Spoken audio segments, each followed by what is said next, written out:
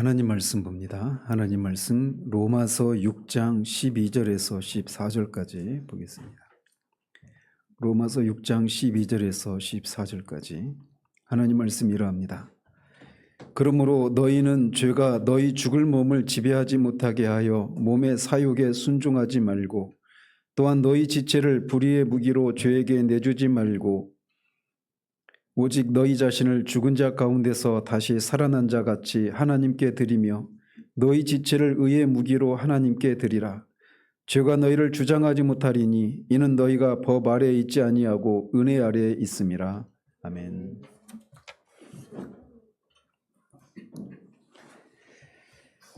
지난주에는 1절에서 11절까지 다루었던 이 진리를, 교리를 이제 우리의 삶에 실제적으로 적용하고 실천할 것을 명령하고 있는 구절을 살피기 시작했습니다. 그래서 12절과 13절을 통해서 우리는 신약에서 말하는 몇 가지 성화의 원리에 대해서 다루었습니다. 우리는 그리스도와의 연합으로 인해서 그와 함께 십자가에 죽고 죄에 대해서 죽은 사람일 뿐만 아니라 그와 함께 살아서 새 생명 가운데 행하는 하나님을 향해 살아난 사람들이라고 말합니다. 우리의 신분이 그렇기 때문에 이제 우리는 그 신분에 맞게 살아야 된다라고 이제 12절부터 말을 하기 시작한 거예요. 우리 자신은 죄에 대해서 이미 죽은 사람들입니다. 그 결과 죄는 더 이상 우리를 지배할 권리가 없을 뿐만 아니라 실제로 우리를 다스릴 수 없습니다. 그렇지만 우리 죽을 몸에 죄가 여전히 남아 있어서 우리가 죄를 짓게 해서 죄가 우리 몸을 통해서 지배를 하려고 한다라는 겁니다. 그렇기 때문에 우리는 몸의 사욕에 순종해서는 안 된다라고 사도는 권면을 합니다. 우리가 몸의 사욕에 순종할 때 죄는 우리 몸을 지배해서 우리를 지배하려고 하기 때문에 우리가 몸의 사욕에 순종해서는 안 된다라고 말을 하고 있는 거예요. 그래서 우리가 늘 기억해야 될 것은 비록 우리가 이렇게 죄가 몸의 사욕에 우리가 순종하지 않아서 죄를 짓지 말아야 되는데 죄를 짓게 되는 그런 상황 가운데서도 우리 자신과 우리 몸 이 사이를 구별할 필요가 있습니다. 그럴 때에도 여전히 우리 자신은 죄의 지배를 받고 있는 것이 아니다라고 하는 이 사실을 기억할 필요가 있는 거예요. 뿐만 아니라 사도는 13절에서 우리 지체를 불의의 무기로 죄에게 내주지 말아야 한다라고 말을 합니다.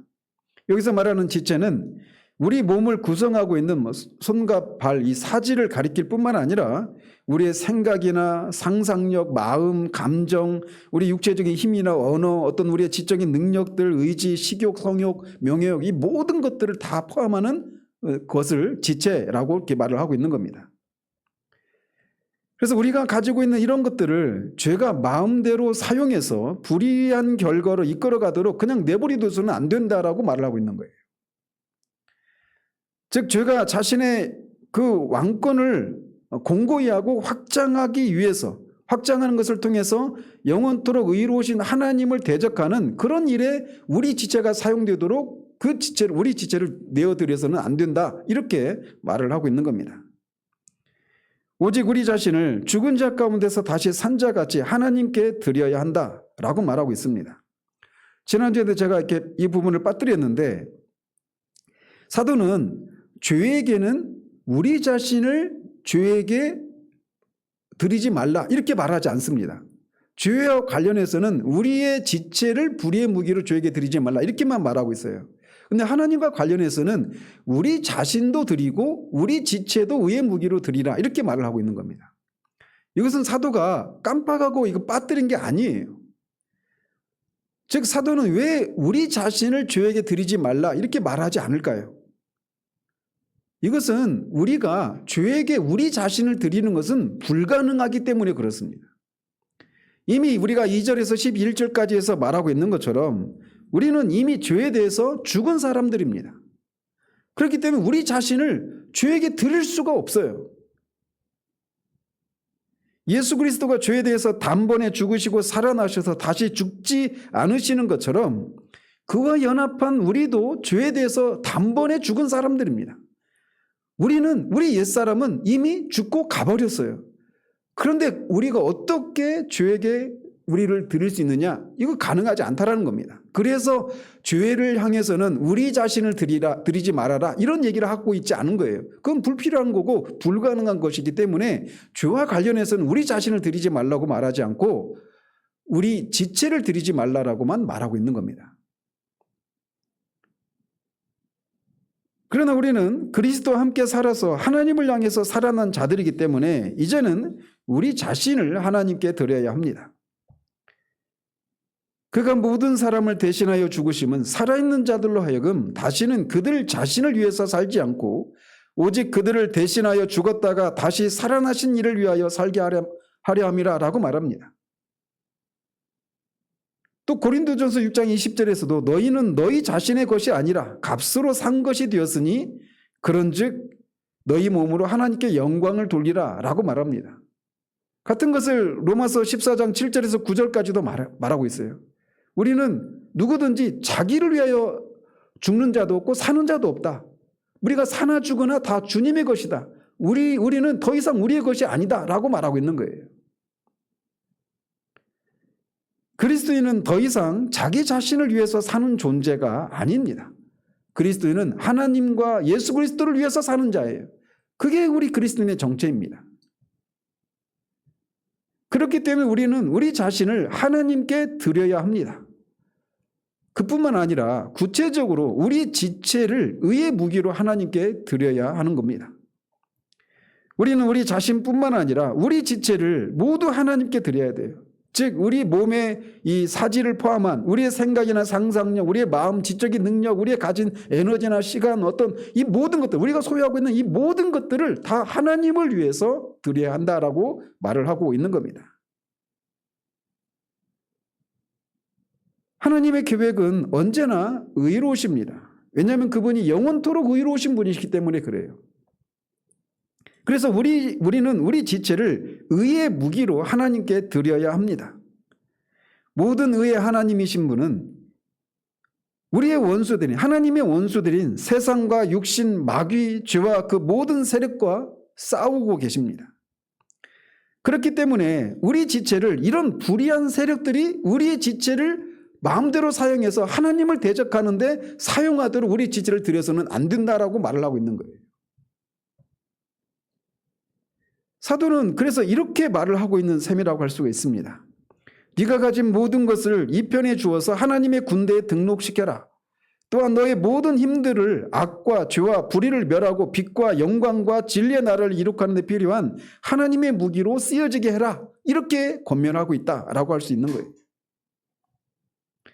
따라서 이 사실은 성화라고 하는 것은, 성경적인 성화는 우리 안에서 주님이 우리를 대신해서 하시도록 그냥 우리는 가만히 있는 이런 방식으로 성화가 이루어지는 것이 아니다라고 하는 것을 여기서 우리에게 말해주고 있는 겁니다. 우리가 적극적으로 우리 지체를 주에게는 내주지 않고 하나님께는 우리 지체를 내어드리는 이런 방식으로 성화가 이루어지는 것이다라고 사도는 말하고 있는 거예요. 자, 그래서 이 사실을 통해서 또 몇 가지 성화의 원리들을 오늘 살필 텐데, 이렇게 사도가 13절에서 우리 지체를 주에게 내어주지 말고 하나님께 드리라고 한 이 명령을 생각하면 사도가 성화에 대해서 우리가 가져야 될 몇 가지 교훈을 우리에게 말해주고 있는 겁니다. 첫 번째로 우리가 성화에 대해서 우리가 가져야 될 생각은 성화를 우리 자신으로부터 출발해서는 안 된다라고 하는 사실을 우리가 기억해야 됩니다. 우리는 죄에 대항해서 싸우는 이 문제와 관련해서 많은 경우에 매우 주관적으로 생각하는 경향이 많습니다. 나는 죄에 대해서 자주 실패하고 넘어진다. 어떻게 하면 이 넘어진 데서 일어설 수 있을까? 나는 상처받았고 이 싸움에서 지쳤다. 그래서 고통스럽다. 나한테는 쉼이 필요하고 이것을 뛰어넘는 어떤 신박한 어떤 가르침이 있지 않을까? 이런 생각을 합니다. 이런 우리에게 필요한 것은, 우리가 생각할 때는 이렇게 실패하고 넘어지고 지친 우리에게 필요한 것은 병원이나 어떤 진료소, 이런 진료소가 필요하고 이런 우리를 위로하고 달래주고 치료할 의사가 필요하다. 이런 생각 우리는 가집니다. 죄에 대해서 이겨보려고 분투하고 안간힘을 썼지만 쓰라린 패배를 당하고 불행해진 내가 여기 있다. 이런 식으로 우리는 성화와 관련해서 너무 주관적인 그런 측면에서 성화를 접근하는 경향이 많아요. 로이드 존스는 오늘날 교회가 진료소나 병원과 같은 것을 너무나 많이 가지고 있는 것이 오늘날 교회의 중요한 문제 중에 하나다라고 진단을 합니다. 우리가 영혼의 볼거리와 홍역 이런 병을 앓으면서 자신의 고통을 느끼고 자신에 대해서 말하고 자신의 기분과 주관적인 상태를 말하는 것이 일반적이다. 그는 그렇게 진단을 합니다. 한번 여러분들이 성화와 관련해서 여러분 주변에서 또는 여러분들이 이 죄에 대항해서 싸우는 이 문제와 관련해서 이런 식으로 생각하고 있는 건 아닌지 정직하게 돌아볼 필요가 있는 거예요. 왜냐하면 우리는 이 시대에 태어나면 이 시대의 아들과 딸들이 되기 때문에 이 시대에서 통용되고 있는 그런 가르침들의 영향을 받기 쉽기 때문에 그렇습니다. 즉 성화를 우리 자신으로부터 출발했기 때문에 이렇게 그 일에 실패하고 넘어지고 연약한 지친 나 그런 위로가 필요한 이런 식으로 생각을 한다라는 거예요. 그래서 교회를 이런 우리를 지치고 넘어진 우리를 위로하고 치료하고 달래주는 그런 곳으로 생각을 합니다. 목사할 일은 그런 지친 성도들을 위로하고 달래주는 이런 일을 하는 존재가 목사라고 생각을 해요. 그러나 성화는 우리 자신으로부터 출발해서는 안 됩니다.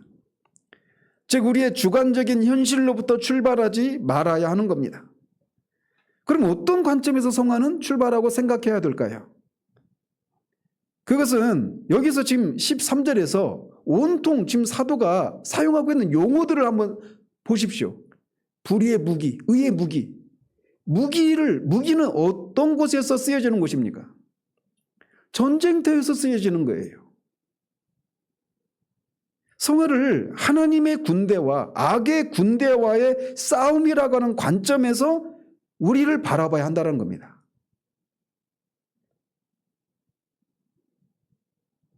그래서 23절에서 말하고 있는 이 장면은 어떤 하나의 전쟁터를 떠올리게 하고 있는 장면이라고 할 수가 있는 거예요.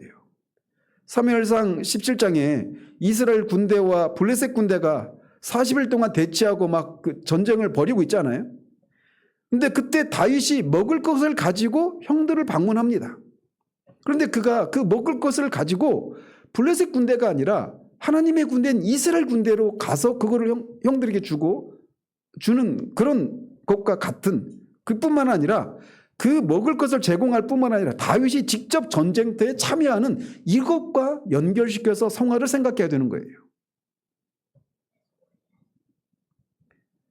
그렇죠. 골리앗을 이겼죠. 다윗이. 그래서 즉 사도가 성화와 관련해서 가지고 있는 근본적인 생각은 이거는 극렬한 전투가 벌어지는 전쟁터를 연상하면서 이 용어를 쓰고 있는 거예요. 즉 세상과 육신과 마귀와 죄의 모든 불의한 이 악한 군대와 그리스도를 대장으로 한 하나님의 군대 사이에서 벌어지는 전쟁터에 먹을 것을 가지고 하는 다윗처럼 우리도 우리의 지체라고 하는 무기를 가지고 가서 다윗이 그 전쟁터에서 그냥 먹을 것만 제공하는 것이 아니라 직접 그 전쟁터에 자신이 참여하는 것처럼 이 악한 세력과 이 전쟁터에 우리가 가진 지체라고 하는 이 무기를 가지고 그 전쟁에 참여하는 것, 이게 성화라는 것입니다. 이 관점으로 우리가 성화를 바라볼 수 있어야 돼요. 그 전쟁터에서 우리가 우리의 지체라고 하는 무기를 죄에 내어줘서는 안 되죠. 다윗이 기껏 가지고 간 것을 블레셋 군대에 내어주는 것은 그걸 먹고 힘을 얻어서 이스라엘 군대를 해야 하는 그런 결과가 초래되지 않습니까? 그래서 그것을 이스라엘 군대에게 주는 것처럼 우리도 우리의 무기를 그렇게 죄에게 드리지 말고 하나님께 의의 무기로 드려야 된다라고 말을 하고 있는 거예요.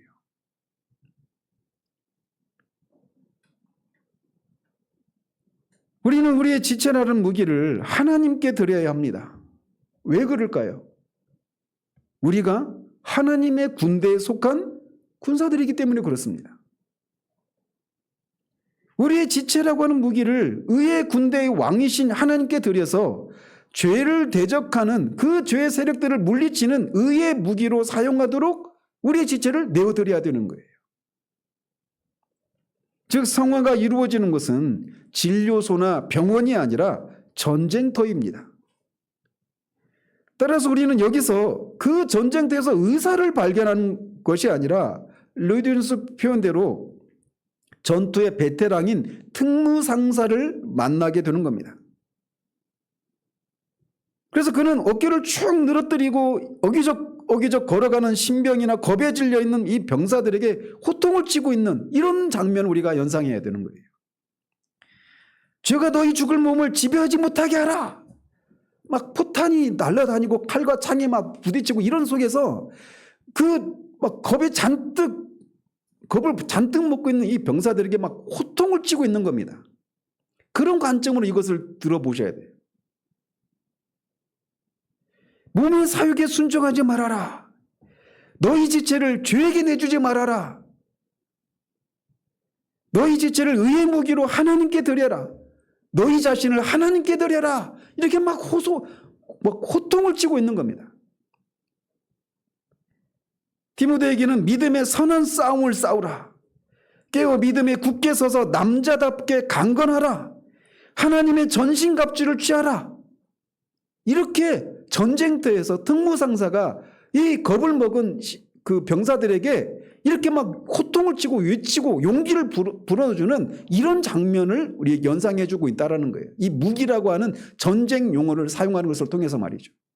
그래서 성가는 기본적으로 이렇게 악한 세력의 군대와 의의 군대인 하나님의 군대 사이에서 우리가 벌이는 전쟁이라고 하는 이런 관점으로 성화를 봐야 한다는 겁니다.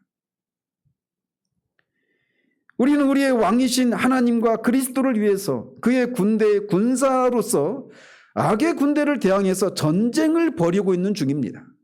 이게 우리가 성화에 대해서 바라봐야 될 관점인 거예요. 성화와 관련해서 우리 마음의 가장 윗자리를 차지해야 되는 것이 있다면 우리가 이렇게 왕이신 하나님의 군대의 일원으로서 죄에 대해 싸우고 있는 군사라고 하는 생각이 있어야 한다는 겁니다. 그래서 바울은 디모데에게 이렇게 말을 합니다. 너는 그리스도 예수의 좋은 병사로 나와 함께 고난을 받으라. 병사로 복무하는 자는 자기 생활에 얽매이는 자가 하나도 없나니 이는 병사로 모집한 자를 기쁘게 하려 함이라. 이 생각을 가질 때 우리는 무기력증에 빠지거나 우리의 개인적인 문제로 병적이고 깊은 침체에 빠진 채 악한 영들의 시험거리로 전락하지 않게 되는 겁니다. 우리가 하나님의 군대의 한 일원이라고 하는 생각을 가지는 것은 이렇게 우리가 병적인 주관주의에 빠지는 것을 막아주는 그런 효과가 있는 거예요.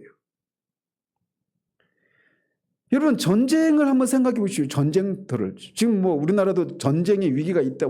부대에서 영정사진을 찍었다는 등 막 이런 소문이 있잖아요. 전쟁이 벌어진다고 생각해 보십시오. 전쟁이 벌어지면 뭐 수도 다 끊기겠죠. 전기 끊기겠죠. 우리가 일상의 삶을 살아가면서 그 누리게 되는 이 모든 것, 편리한 것들, 이 모든 것들을 누릴 수가 없습니다. 그런 속에서 뭐 반찬이 뭐 좋네, 좋네 또는 나쁘네 이런 얘기할 수가 없어요. 전쟁입니다. 전쟁. 우리는 지금 전쟁을 벌이고 있는 거예요. 악한 이 세력과의. 성화를 기본적으로 그런 관점으로 봐야 하는 것입니다. 전쟁 중에는 물도 안 나오고 잘 씻지도 못하고 생활의 불편함이 한두 가지가 아닐 겁니다. 그런 속에서 뭐 사사로운 어떤 이런 것들에 우리의 시간과 많은 에너지를 쓸 수가 없어요. 여러분이 생활을 이런 전쟁을 벌이는 것과 관련해서 한번 상상을 해보십시오. 그렇게 될 때 이렇게 우리가 하나님 나라의 군대의 일원이라고 하는 생각을 가질 때 우리가 개인적으로 따로 신앙생활하는 건 역시 성경적이지 않다라고 하는 것을 우리가 기억할 필요가 있어요.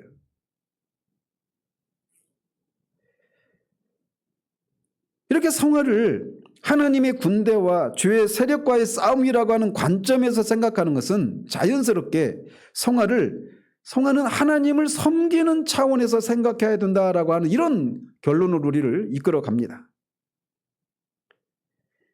우리는 성화의 문제를 다분히 나의 실패와 나의 성공의 차원에서 생각을 합니다.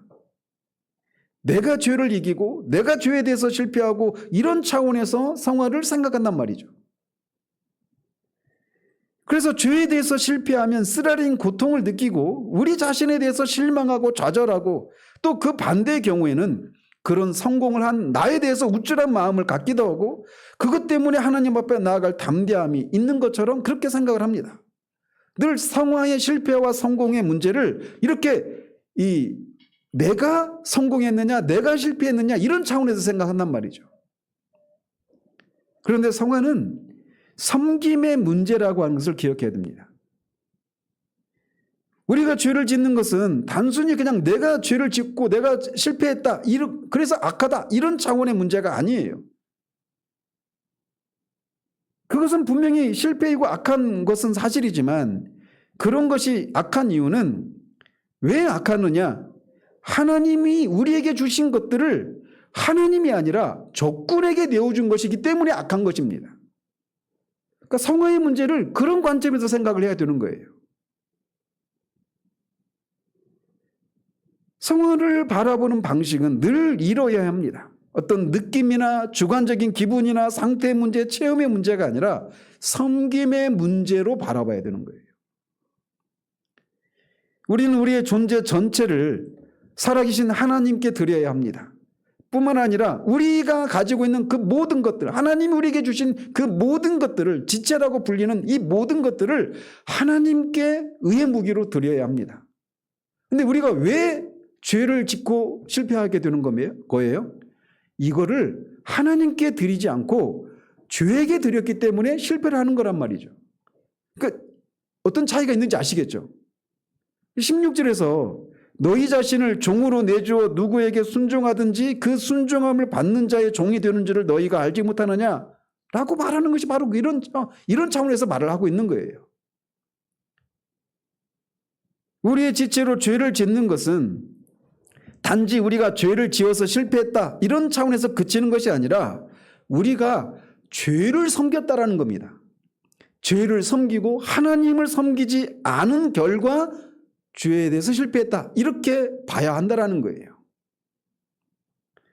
성화는 단순히 내가 죄를 짓느냐 않느냐 그로 인해서 내가 고통을 경험하느냐 않느냐의 문제가 아니라 내가 죄를 섬기느냐 아니면 하나님을 섬기느냐 이런 차원에서 인식을 해야 된다는 겁니다.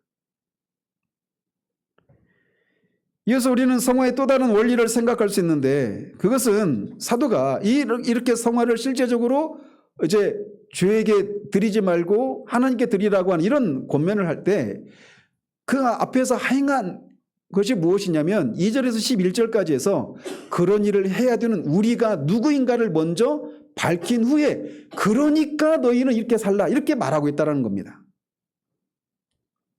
즉 성경적인 성화는 우리의 정체성을 생각하는 것으로부터 출발해야 한다는 겁니다. 사도는 1절에서 11절까지 해서 바로 그것을 하고 있었어요. 그럼 거기에서 우리가 그리스도께서 십자가에서 죽으심으로 죄에 대해서 단번에 죽으셨을 때 우리도 그와 연합해서 죄에 대해서 단번에 죽었다라고 말을 했습니다. 그래서 우리는 다 죄에 대해서 죽고 하나님께 대하여는 산 자라고 말을 하고 있습니다. 이 말은 4절에서 말하고 있는 것처럼 우리가 새 생명을 가지고 있다라고 하는 것을 의미하는 겁니다. 그래서 그는 우리 자신을 죽은 자 가운데서 살아난 자처럼 하나님께 드리고 우리 지체를 하나님께 드려야 한다라고 말을 합니다.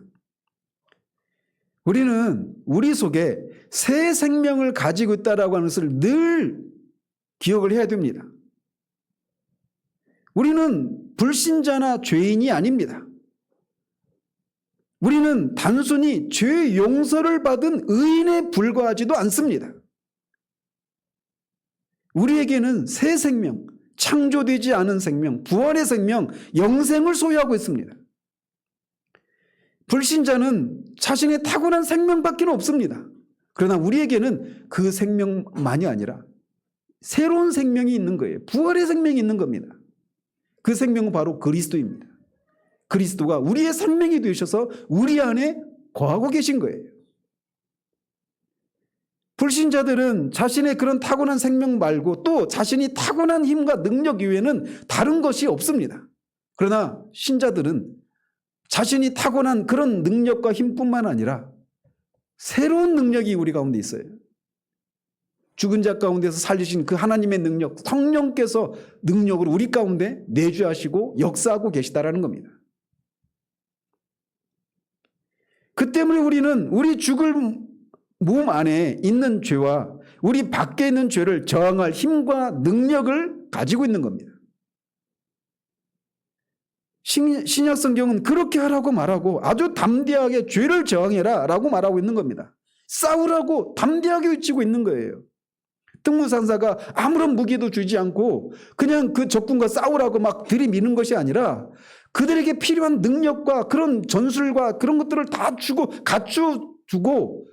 갖춰준 다음에 그들에게 그렇게 남자답게 강건하고 싸우라고, 믿음에 사는 싸움을 싸우라고, 죄에 대해서 저항하라고, 대항하라고 그렇게 독려하고 외치고 있는 거예요.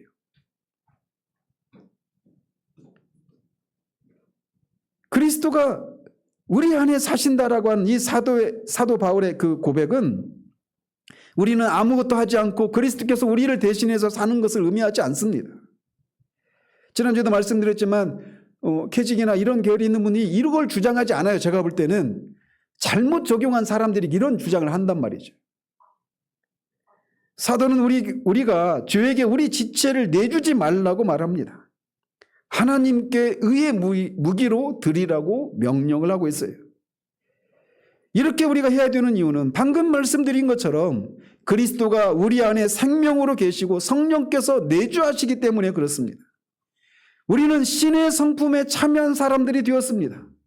더 이상 죄가 주는 그런 것들에 우리가 막 헐떡이면서 달려가는 그런 사람들이 아니에요. 우리는 하늘에 속한 사람들이고 신의 성품에 참여한 하나님의 자녀들이 된 사람들입니다.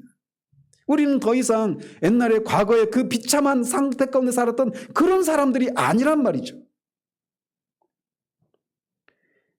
따라서 우리는 죄에 대항해서 싸울 수 있는 능력이 있는 사람들입니다. 그래서 우리는 믿음의 선한 싸움을 싸울 수 있는 겁니다. 성경은 바로 그리스도의 십자가의 죽으심과 부활을 통해서 이렇게 우리에게 일어난 일이 무엇인가를 생각나게 하는 것을 통해서 우리로 하여금 성화를 이루도록 독려를 하는 거예요. 우리 주님은 잡히시기 전날 밤에 소위 대제사장적인 기도를 하십니다. 요한복음 17장에 기록되어 있는데 그 기도 중에 지금 우리가 살피고 있는 거룩하게 되는 것, 즉 성화와 관련해서 이런 기도를 하셨어요. 그들을 진리로 거룩하게 하옵소서. 아버지의 말씀은 진리니이다. 우리가 거룩해지기는 길은 진리를 아는 것을 통해서 가능해지는 겁니다. 이 진리를 아는 것에 대해서 요한복음 8장에서는 진리를 알지니 진리가 너희를 자유롭게 하리라라고 말씀하십니다. 우리는 그리스도의 십자가의 죽으심과 부활을 통해서 우리에게 일어난 일들이 무엇인가를 아는 이 진리를 알 때 우리는 자유롭게 될 수 있습니다. 죄에 대해서 더 저항할 수 있고 대항하고 싸워서 이길 수가 있는 겁니다. 그리스도의 십자가와 부활을 통해서 이루어진 일을 아는 것, 성령께서 우리 안에 내주하시고 그로 인해서 우리에게 주어진 능력이 얼마나 큰지를 아는 것, 그래서 우리를 점도 흠도 티나 주름 잡힌 것이 없이 사랑하는 자 앞에 책망할 것이 없는 그런 자로 하나님이 우리를 부르셨기 때문에 이 일은 반드시 이루어진다라고 하는 이 진리를 아는 것, 이것이 우리를 성화를 이루게 하는 비결이라는 거예요. 그래서 사도는 우리에게 덮어놓고 나가서 죄와 더불어서 싸워라 이렇게 말하지 않고 그렇게 싸울 수 있는 근거를 먼저 앞에서 제시하고 있는 겁니다. 이게 성화. 그래서 이 진리를 믿는 믿음으로 우리가 성화를 이루어가는 거예요. 이어서 성화는 우리가 하나님의 군대에 속해서 죄의 이 악한 세력과에 맞서서 전쟁을 벌이는 이런 관점은 성화의 동기가 무엇이어야 하는가를 우리에게 교훈해 줍니다. 성화의 동기는 하나님의 영광을 위한 것이어야 한다라고 하는 교훈에 우리가 도달하게 되는 겁니다. 한번 생각해 보십시오. 우리는 전에 다 죄인으로서 하나님을 대적하는 사람들이었습니다. 우리가 가진 무기로 우리 지체들을 가지고 죄를 섬기고 사탄의 종로로 됐던 사람들이었습니다. 우리가 의도적으로 했던 그렇지 않든 우리가 그렇게 그리스도 밖에 있었을 때 살았을 때 우리는 우리의 지체를 가지고 하나님의 군대를 대적하는 그런 사람들이 바로 우리들이었어요. 그랬던 우리가 하나님의 이해할 수 없는 은혜를 입어서 흑암의 권세에서 건져내져서 하나님의 사랑의 아들의 나라로 옮겨진 사람들이 된 것입니다. 한때는 적군에 속해서 우리의 지체를 불의의 무기로 들였던 우리가 이제는 우리 지체를 하나님의 군대에 속해서 의의 무기로 들여서 우리를 구원하신 왕이신 하나님을 위해서 사는 사람들이 바로 저와 여러분들이에요. 하나님을 영화롭게 하고 그를 영원토록 즐거워하는 그것을 위해서 사는 사람들이 된 것입니다. 이것은 우리가 거룩해지고 죄를 이기는 것이 우리의 성화의 최대의 목적이어서는 안 된다라고 하는 것을 의미하는 겁니다. 왜 우리는 성화를 이루어야 합니까? 우리가 그렇게 될 때 하나님께 영광이 되기 때문에 그렇습니다. 그런데 많은 경우에 내가 죄를 이기고 내가 죄에 대해서 실패하고 내가 무기력하고 내가 성장하지 않고 죄가 너무 강해서 내가 이기지 못하고 내가 변하지 않고 그래서 내가 고통스럽다. 온통 내가 여기에 중심에 있는 겁니다. 7장을 우리가 살펴보겠지만 7장에서 계속 보여지는 거 보십시오. 내가 지키기를 원하는데 내가 실패하고 내가 그렇게 공고한 자로 처하는 온통 병적인 주관주의, 병적인 나밖에 존재하지 않는 거예요. 내가 승리를 원하고 내가 해방되기를 원합니다. 이것이 성화와 관련해서 우리가 가지고 있는 지극히 주관적이고 병적인 생각들이에요. 그러나 신약 성경의 성화는 이런 식이 아닙니다. 우리 마음의 가장 윗부분에 자리하고 있어야 하는 것은 하나님의 영광이어야 합니다. 우리는 하나님의 영광을 위해서 살아야 합니다. 우리가 거룩해야 되는 참된 이유가 있다면 우리가 그렇게 되어야 우리가 더 이상 비참해지지 않기 때문에가 아닙니다. 심지어 우리가 승리하기 위해서도 아닙니다. 우리가 거룩해져야 될 유일한 이유가 있다면 그렇게 될 때 비로소 하나님을 영화롭게 할 수 있기 때문에 그렇습니다. 내가 거룩하니 너희도 거룩하라.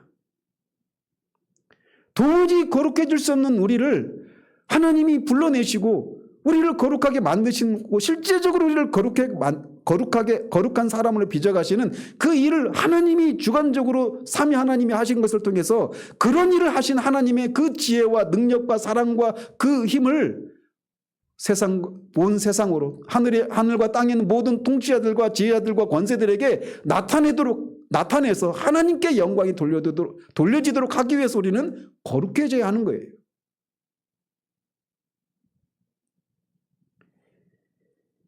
우리는 일차적으로 우리를 위해서 거룩해지는 것이 아니라 하나님을 위해서 거룩해져야 하는 겁니다. 성결과 성화에 관한 어떤 경우는 하나님의 영광으로부터가 아니라 우리와 우리의 필요들로부터 출발하는 경우가 있습니다. 우리 시대에 이런 표현들을 많이 쓰죠. 행복한 그리스도인의 삶의 비결. 행복은 하나님께 영광을 돌려드리는 것에서 자연스럽게 따라 나오는 그 무엇입니다. 이것 자체가 목적이어서는 안 되는 거예요. 우리는 우리의 행복과 우리 자신의 상태와 감정들의 차원에서 성화를 생각하지 않아야 합니다. 이 모든 것들은 하나님의 영광에 의해서 좌우되어야 하는 겁니다. 자, 이렇게 되면 이 문제가 우리에게 얼마나 큰 자유함을 가져다 주는지 아십니까? 내가 죄를 이기고 내가 죄에 대해서 실패하지 않는 온통 주체가 내가 되면 그 책임은 고스란히 내가 지는 겁니다. 그렇잖아요? 근데 이게 하나님의 영광을 위한 것이고 내가 하나님의 군대의 일원으로서 그 전쟁에 참여하는 것이고 내가 거룩해질 때 비로소 하나님께 영광이 돌려지는 이 문제라면 이제 하나님의 영광을 우리가 거룩해진 이 문제는 하나님의 일이 되는 겁니다. 아시겠습니까? 거기에서 자유함이 오는 거예요. 거기에서 우리의 실패를 인해서 그냥 우리 개인의 모습을 인해서 부끄럽고 주저앉는 것이 아니라 이런 나를 통해서는 하나님께 영광이 돌려지지 않으니 하나님의 영광을 위해서 이런 나를 도우시옵소서. 내가 거룩해질 수 있도록 하나님이 마련하신 이 모든 것들이 실제라고 하는 것을 나를 통해서 드러내 주십시오. 이렇게 구할 수 있는 거예요.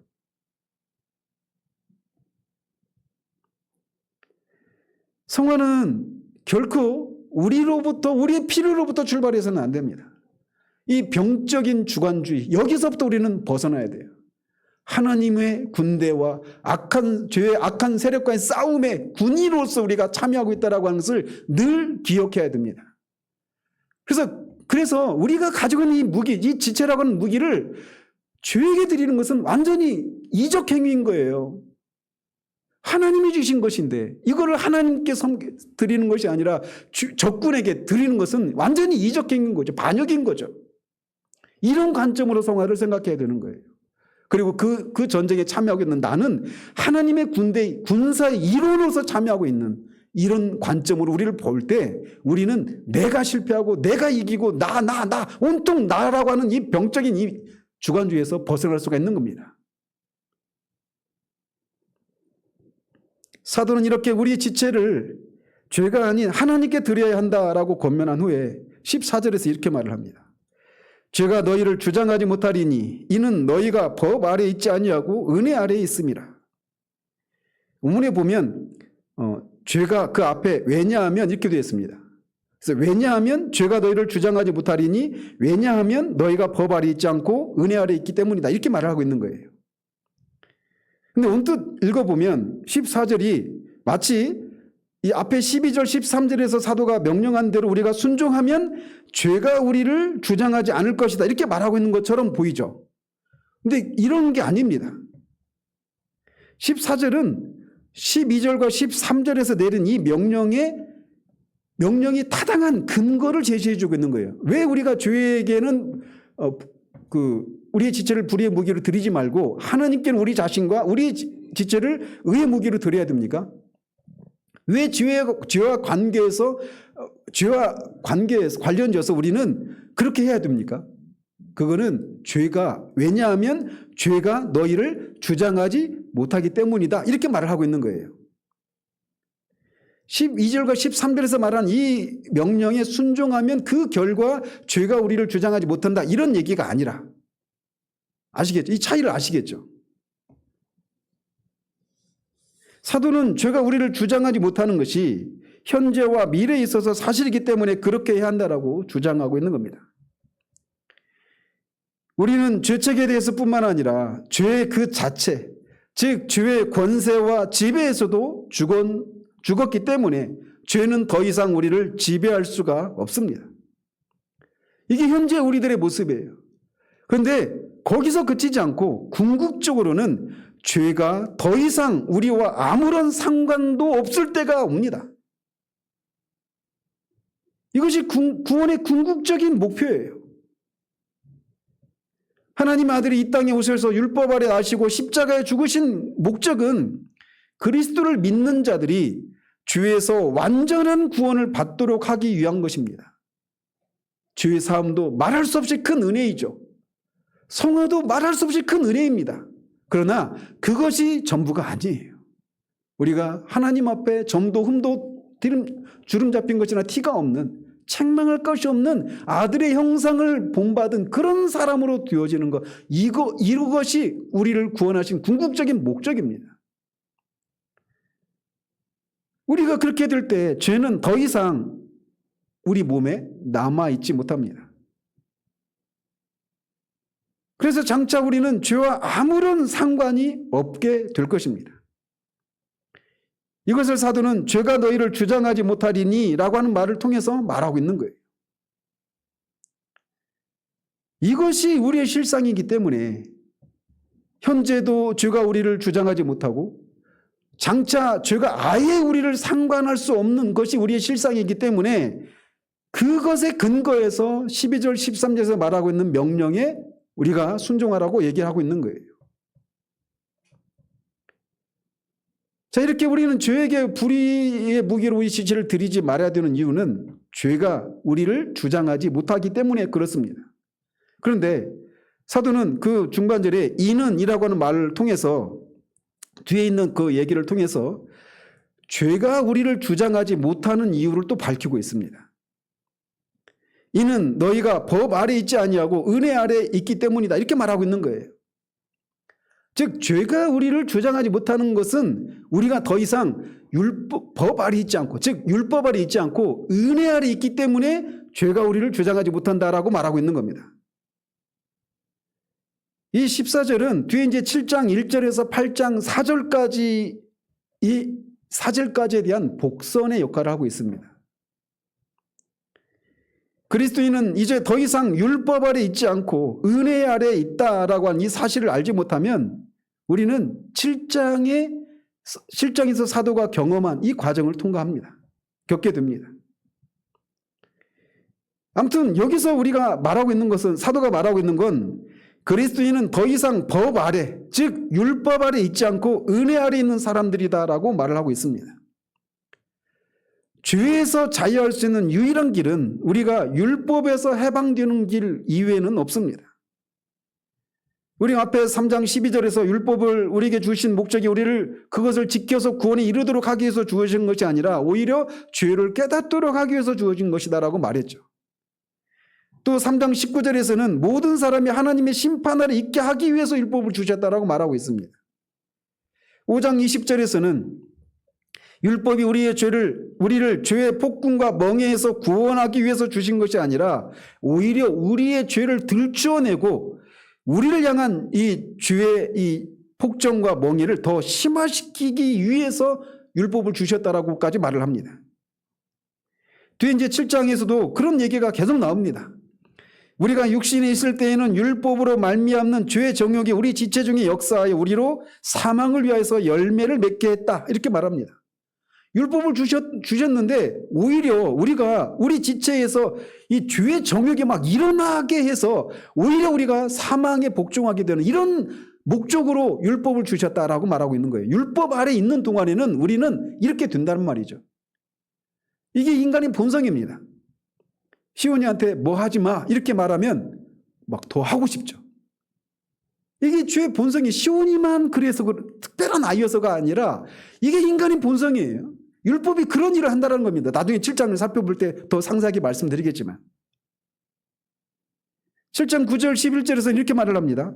전에 율법을 깨닫지 못했을 때에는 내가 살았더니 계명이 이름에 죄는 살아나고 나는 죽었도다. 생명에 이르게 할 그 계명이 내게 대하여 도리어 사망에 이르게 하는 것이 되었도다.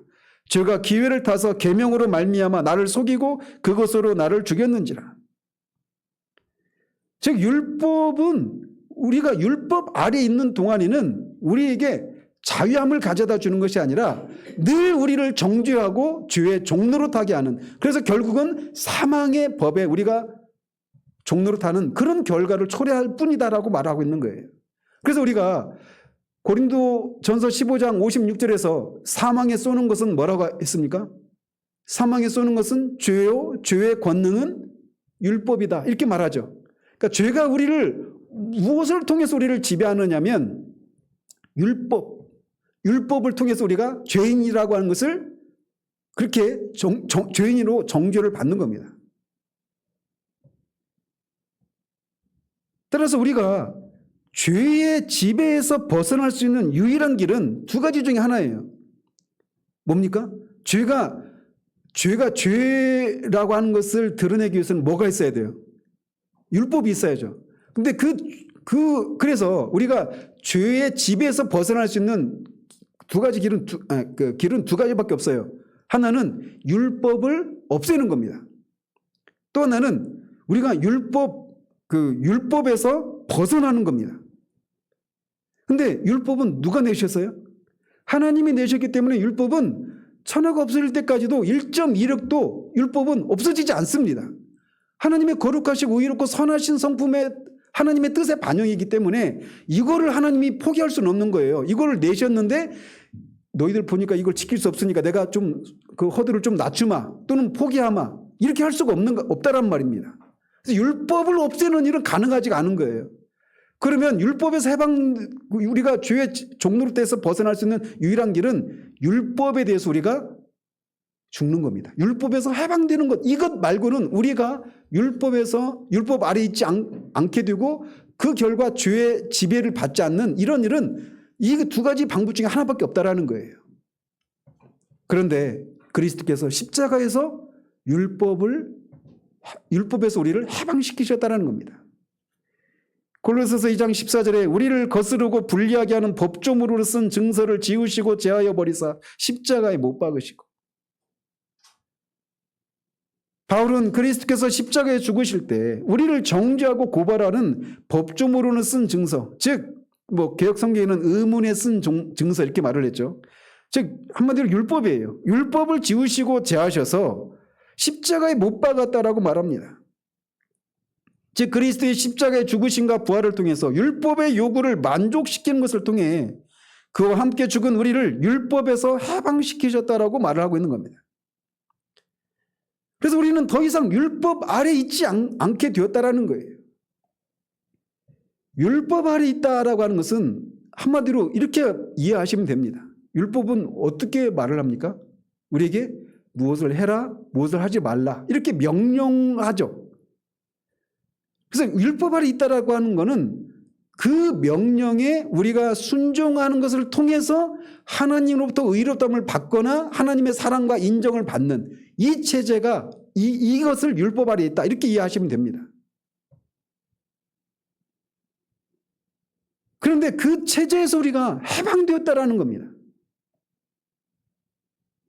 우리는 더 이상 율법을 지켜서 하나님의 인정과 사랑을 받는 이 체제 아래 있지 않다라고 말을 합니다. 율법을 지켜서 하나님의 인정을 받을 수 있는 사람은 아무도 없습니다. 오직 하나님의 은혜로 예수 그리스도를 믿음으로만 우리는 의롭다함과 인정과 사랑을 받을 수 있는 겁니다. 그런데 우리의 행위로 하나님의 사랑과 인정을 받으려고 하는 이 율법 아래에 있는 우리의 이 생각과 이 체계를 떨쳐내는 것이 결코 쉽지가 않아요.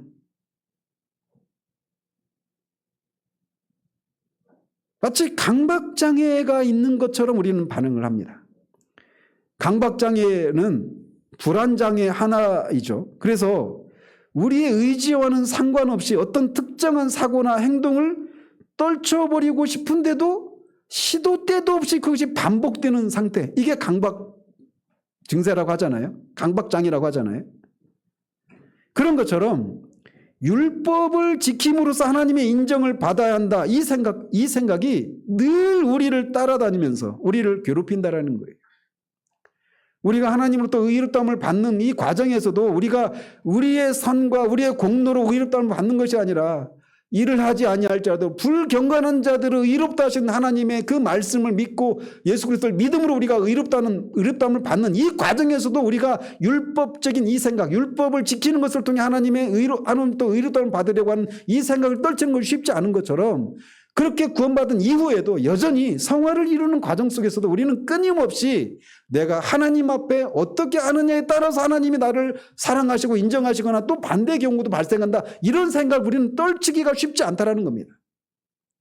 내가 어떻게 하느냐에 따라서 하나님이 나한테 이렇게도 저렇게도 하신다, 이 생각을 떨치기가 쉽지 않아요. 그래서 거듭 말씀드렸지만 루터도 이 이신친이 복음, 은혜의 복음을 발견한 지 20년이 지났음에도 불구하고 여전히 하나님과 자신 사이에 거래 방식으로 하나님을 대하고 있는 자신을 본다라고 얘기하지 않습니까?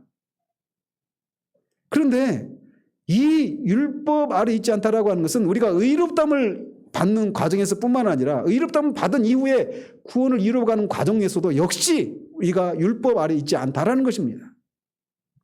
우리는 더 이상 율법 아래 있지 않습니다.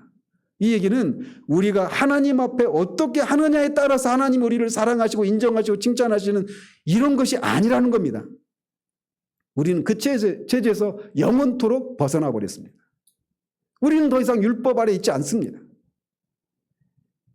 나중에 이제 오후 예배 때 이것과 관련해서 조금 더 상세히 말씀드리기 그래서 좀 이 정도만 하고 넘어갑니다. 이 겹치는 부분이 있어서 말이죠. 근데 우리는 이 율법의 행위에 따라서 이게 하나님 앞에 나를 사랑하시고 하나님 나를 인정하신다라고 이 생각을 떨치는 건 쉽지 않아요. 그러니까 뭐 그 성경에 기록된 이렇게 해라 저렇게 하지 말아라 이런 내용뿐만 아니라 우리가 그 살아가던 과정 속에서 교회 또는 개인적으로 어떤 규칙들이 있잖아요. 그죠? 교회도 뭐 새벽기도 있는 교회가 있고 없는 교회도 있죠.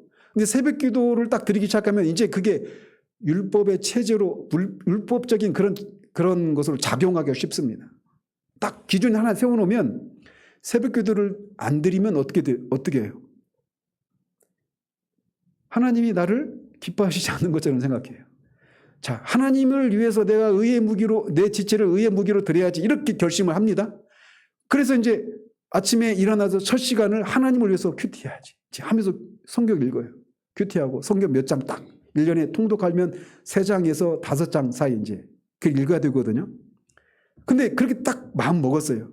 아주 딱 하려고 하면 며칠 지켜집니다. 근데 이제 주말 가고 하면 대부분 그때 좀 무너지거든요. 못하면 어떻게 돼요? 하나님 나를 기뻐하시지 않는 것 같아. 그러니까 내가 마음이 뭔가 화하고 이게 뭔가 하나님 인재를 느끼지 못하는 것 같아. 이런 생각이 그냥 너무 자연스럽게 돌아가는 거예요. 이거 한두 가지가 아닙니다. 이런 체제에 대해서 한두 가지가 아니에요. 우리는 수도 없이 그냥 너무나 자연스럽게 율법적인 방식으로 하나님과의 관계를 생각하는 이 생각이 너무나 자연스럽게 돌아갑니다. 그러나 그 체제에서 우리가 해방되었다라는 겁니다. 우리는 더 이상 율법 아래 있지 않습니다. 어떤 율법을 지키다가 실패하면 더 큰 열심을 내서 지키려고 노력합니다. 그런데도 또 실패하면 그전보다 더 큰 열심을 내서 지켜보려고 끊임없이 노력합니다. 왜? 실패하면 하나님이 나를 기뻐하시지 않는다. 이 생각을 하니까. 성공을 해야 하나님이 나를 기뻐하시고 사랑하신다. 그분의 임재를 나타내 주시고 나를 기뻐해 주신다. 이런 생각을 가지고 있으니까. 그래서 그거를 얻어내기 위해서 그 하나님의 사랑과 은혜를 받기 위해서 이렇게 우리가 무엇인가를 하는 방식으로 신앙생활을 하는 거예요. 그렇게 하는 동안에는 쉼이 없습니다.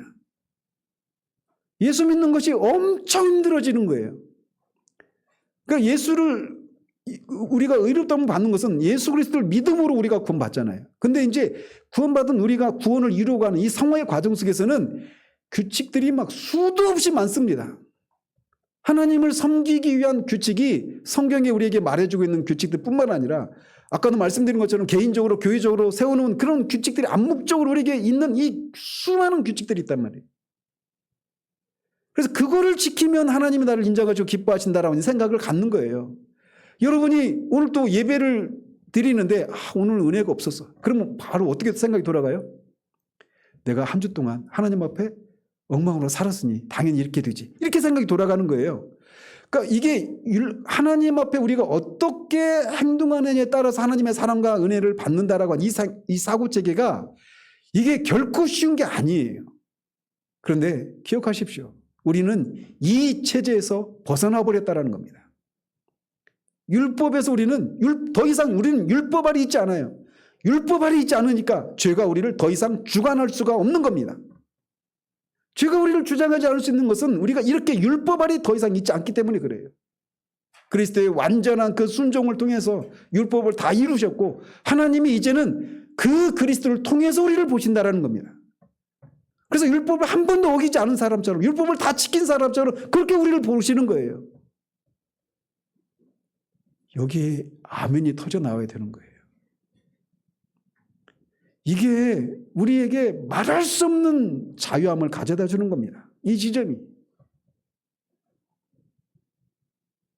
우리는 율법 아래 있지 않습니다. 그럼 어디 안에 있느냐? 우리는 이제 은혜 아래 있습니다. 이것은 앞에 5장 21절에서 이는 죄가 사망 안에서 왕노릇한 것 같이 은혜도 또한 의로 말미암아 왕노릇하여 우리 주 예수 그리스도로 말미암아 영생에 이르게 하려 함이라 라고 말했던 것을 이렇게 은혜 아래에 있다 이렇게 표현하고 있는 겁니다. 즉 사도는 이제 우리가 은혜의 왕노릇 아래에 있기 때문에 죄가 우리를 주장하지 못한다라고 말하고 있는 겁니다.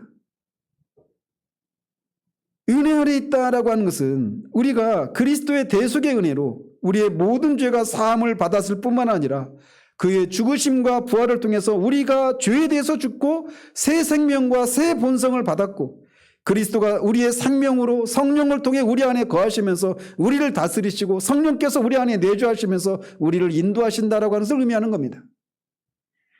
더 나아가 우리가 율법 아래 있을 때와 달리 우리가 언제나 그리스도를 통해서 하나님께서 우리를 이미 받으셨기 때문에 우리의 행동으로 하나님의 인정을 받고 사랑을 받는 그런 체제에 있지 않다라고 하는 것을 의미하는 겁니다.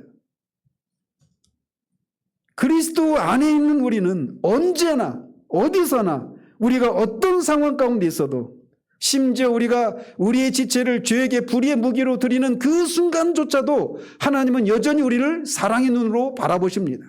다만 아프실 뿐이죠.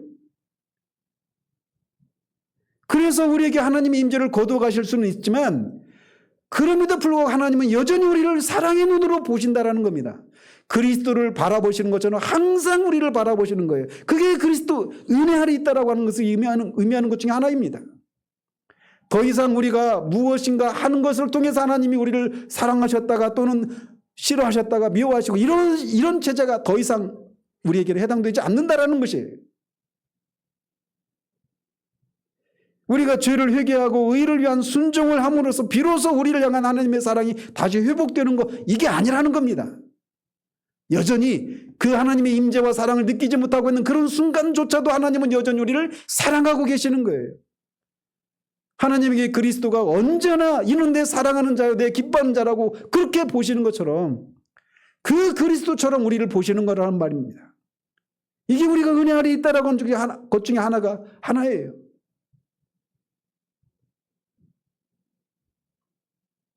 오히려 우리가 연약할수록 하나님은 우리를 더 사랑하십니다. 그런 우리를 흠도 점도 티나 주름 잡힌 것도 없이 하나님 앞에 사랑받는 자처럼 세우시고자 하시는 이 목적을 이루시기 위해서 성부와 성자와 성령 하나님이 질투하시기까지 우리를 위해서 싸우고 계시는 겁니다. 그것이 은혜가 우리를 통치하는 방식입니다. 이것을 할 때 우리는 우리의 실패나 연약함을 인해서 하나님 앞에 나아갈 담대함을 잃고 어느 정도 그분의 인정을 받을 만한 노력을 한 후에 나오려고 하지 않게 되는 겁니다.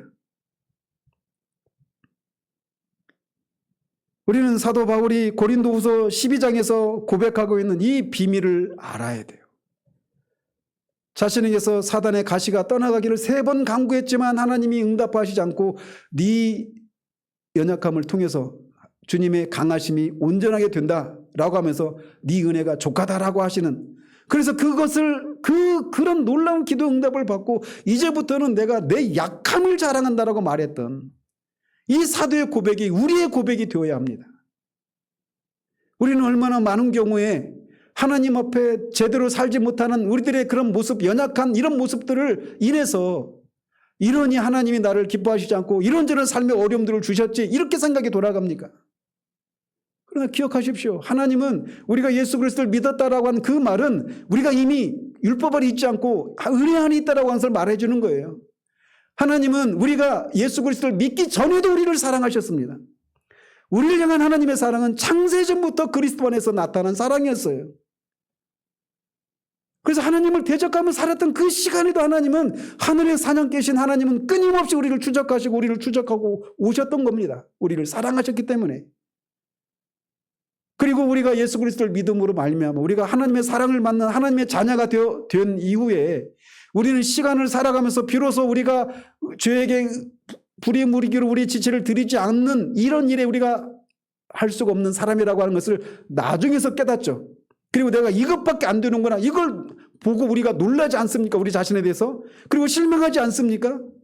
그런데 하나님은 그런 우리를 이미 알고 계셨습니다. 우리는 시간에 매여있는 존재이기 때문에 비로소 삶을 살아낸 다음에서야 내가 이것밖에 안 되는구나 라고 하는 것을 발견하게 되지만 하나님에게는 시간이 없어요. 영혼 속에 계시는 분이시기 때문에 이미 우리가 그런 존재라고 하는 것을 아셨단 말입니다. 그런 우리들의 모든 것들을 그리스도 안에서 다 받으신 거예요. 이런 내 사랑하는 자다라고 그렇게 하나님이 선포하신 것입니다. 그렇기 때문에 우리는 사도가 내 연약함을 자랑한다라고 말할 때 내가 이것밖에 안 돼 하면서 막 만나는 사람마다 떠벌리고 다니고 이런 건 아니겠죠. 그렇죠? 근데 우리가 일반적으로 어떻습니까? 우리가 하나님 앞에 내가 그래도 이렇게 저렇게 뭐 예수를 믿은 지가 뭐 십수년이고 또는 뭐 몇십 년이 됐는데 아직도 내가 이것밖에 안 돼 이런 모습을 발견할 때 우리가 어떻게 우리의 일반적인 반응은 뭐예요? 부끄럽죠. 우리 자신에 대해서 부끄럽고 실망스럽고. 그런데 그러니까 이런 나를 하나님도 그렇게 느끼실 거야. 그렇게 생각하실 거야. 이렇게 생각이 돌아가요. 근데 그렇지 않습니다. 그럴 때에도 하나님은 여전히 우리를 사랑하십니다. 다윗이 하나님 앞에 하나님의 마음에 합한 자라고 하는 유일한 평가를 받았던 사람이었습니다. 그런데 우리가 알다시피 그가 그 끔찍한 죄를 저질렀어요. 그 죄를 저지른 후에 다윗을 하나님은 어떻게 바라보셨을까요? 여전히 그때도 다윗은 하나님의 마음에 합한 자였습니다. 그거를 그가 알았기 때문에 시편 3편에서 말하고 있는 것처럼 자신의 죄로 인해서 자식에게 쫓기면서 그 집안의 칼의 심판이 떠나지 않는 그 고통을 당하는 그 현장 가운데서도 하나님을 향해서 하나님을 신뢰하고 내가 천만인이 나를 둘러싸고 있는 이 상황 가운데서도 내가 누워서 자고 일어난다라고 말을 하는 겁니다. 여전히 그가 하나님을 바라볼 수 있는 근거가 뭐냐? 자신을 바라보시는 하나님의 시각에 전혀 변화가 없다라는 것을 알고 있기 때문에 그렇다는 겁니다. 저나 여러분이 하나님 앞에 그리스도 안에 있는 우리를 향한 하나님의 시각은 절대로 불변입니다. 이것이 우리를 죄를 짓게 하는 무율법주의로 방종주의로 이끌어갈 위험이 있지만 성경은 우리에게 분명히 말해줍니다. 우리가 정말 은혜를 제대로 알면 절대로 그런 데로 나아갈 수가 없어요. 이 6장에서 살피고 있는 것이 그것 아닙니까? 우리가 은혜를 더하기 위해서 죄 가운데 거하게 되느냐, 어떻게 그런 생각할 수 있느냐라고 하는 것이 사도의 논쟁 아니에요? 그렇기 때문에 우리는 우리의 연약함을, 우리의 실패를 발견하면 그것 때문에 우리가 스스로 뒤로 물러가서 내가 하나님 앞에 뭔가를 좀 어떤 자격을 갖추고 하나님 앞에 나아갈 면목을 좀 세운 후에 그렇게 나와야지 이런 생각을 가지시면 안 됩니다. 그때도 여전히 하나님이 그리스도 안에서 나를 이미 받으셨다라고 하는 것을 기억하시고 믿음으로 하나님 앞에 나가십시오. 그러면 하나님이 사유하신 은혜를 주십니다. 하나님과의 관계는 제가 누차 말씀드리죠. 하나님과의 관계는 사람들과의 관계로 반영됩니다. 하나님과의 관계 속에 우리가 율법 아래 있지 않고 우리의 행위로 하나님의 사랑과 인정을 받는 이 체계 아래 있지 않고 우리가 은혜 아래 있어서 우리가 이미 하나님의 사랑받는 자녀로서 우리가 어떤 상황 가운데서도 하나님이 여전히 나를 사랑하신다라고 하는 이 생각을 가질 때 우리는 하나님 앞에 어떻게 반응하겠습니까? 내 모습 이대로 주 받으옵소서 이렇게 나갈 수 있는 거예요. 자유함이 있습니다. 정직함이 있습니다. 내 연약함을 숨기려고 하지 않습니다. 하나님이 다 아시니까. 그래서 하나님과의 관계 속에 자유함이 있는 거예요. 그런데 하나님과 이런 관계를 누리면 사람들을 향해서도 그렇게 나타나는 겁니다. 하나님 앞에 정직하고 자유한 사람은 사람들 앞에서도 정직하고 자유합니다. 그래서 스스로 내가 어떤 사람인가를 하나님 앞에 들키지 않으려고 끊임없이 긴장하고 어떤 그런 자유함이 누리지 못하는 이런 모습들이 사람들과 관계 속에서도 내가 이런 말을 하면 이런 행동을 하면 저 사람이 나를 어떻게 생각할까 온통 여기에 사로잡혀서 뭐 하나 행동하려고 해도 조심스럽고 노심초사하면서 막 그렇게 전전긍긍하며 살아가는 거예요. 기억하십시오. 하나님 앞에 우리가 그리스도 안에서 이미 사랑받는 자녀로 받아들여졌다라고 하는 이 사실을 기억하십시오. 그리고 이것은 우리가 어떤 상황 가운데 있어도 이런 우리를 향한 하나님의 시선은 결코 바뀌지 않는다라고 하는 것. 그리스도 안에 나타난 하나님의 사랑에서 끊을 수 있는 것은 아무것도 없다라고 하는 것을 기억하십시오. 그리고 그것이 보이는 형제들과의 관계 속에 반영되는 우리들 되기를 바라요. 그래서 우리가 사람들 앞에서 자유할 뿐만 아니라 누군가 그렇게 온전치 못한 삶을 살아가고 있는 사람을 볼 때도, 연약함을 드러내는 그런 상황을 볼 때도 그것밖에 안 돼, 이게 아니라 그런 지체를 하나님이 받으셨다라고 하는 것을 기억하고 우리가 돕고 받아들이는 이런 것들이 필요한 겁니다. 그리고 우리 자신도 그런 상황과 있을 때 뒤로 물러가고 숨는 것이 아니라 이 믿음을 발휘하는 거예요. 거기에 하나님이 실제로 우리에게 이루어진 이 일들을 경험케 하시고 능력을 맛보게 하시는 일들이 일어나게 되는 겁니다. 사랑하는 여러분, 우리가 그런 공동체를 이룰 수 있기를 바라요. 정말 우리 교회가 그런 교회가 되기를 바랍니다. 우리가 어떤 모습으로 하나님 앞에 드러나든지 이미 하나님이 그리스도 안에서 우리를 받으셨다라고 하는 이 생각이 주는 자유함, 이 해방감, 이것이 사람들과 관계 속에서 있어서 정말 우리가 우리의 있는 모습들을 들킬 것에 대한 두려움 때문에 긴장하고 철벽을 쳐놓고 이런 신앙생활이 아니라 있는 모습 그대로 드러날 수 있는, 그리고 받을 수 있는 그런 저와 여러분, 우리 교회 되기를 우리 주님의 이름으로 축원드립니다. 기도하십시다. 하나님 아버지, 우리가 죄에게 우리 지체를 불의의 무기로 드리지 말고 우리 자신을 하나님께 드리고 우리 지체를 의의 무기로 하나님께 드려야 된다라고 하는 이 사도의 권면 속에서 성화는 우리 개인의 문제를 넘어서서 하나님의 군대 이론으로 우리가 하나님의 군대에 참여한 사람들로 우리를 대적하는 세상과 육신과 마귀와 이 죄의 이 악한 세력의 이 군대와 맞서서 싸우는 전쟁의 차원에서 성화의 문제를 돌아봐야 됨을 우리가 말씀을 통해 돌아보았습니다. 얼마나 많은 경우 우리가 주관주의, 이 주관적인 이 처음의 문제로 성화를 접근하다가 아버지 하나님, 정말 벗어날 수 없는 이 굴레와도 같은 무기력과 실이 멸렬하는 삶에서 벗어나지 못하는 경우들이 얼마나 많이 있는지요. 하나님, 성화에 대한 성경적인 이 진리를, 원리를 우리가 바르게 알고 실제로 이 진리를 우리가 믿음으로 그 진리를 붙들고 그렇게 물이 넘실대는 요단강 같은 이 죄와의 싸움의 현실에 우리의 믿음의 발을 내디딜 때 그 물이 뒤로 물러가는 일이 있었던 것처럼 죄를 이기고 거룩함을 이루는 이 실제가 우리들의 삶 가운데서 날마다 경험되어지는 우리들 될 수 있도록 도와주시옵소서. 우리가 이 싸움에서 하나님 베테랑과 같이 그렇게 강건해지는 우리들 될 수 있도록 도우시옵소서.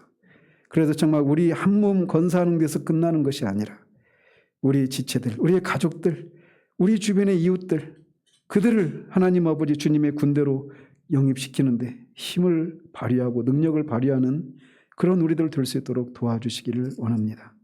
진리를 우리에게 더 선명히 조명해 주시기를 소원합니다. 예수 그리스도 이름으로 기도합니다. 아멘.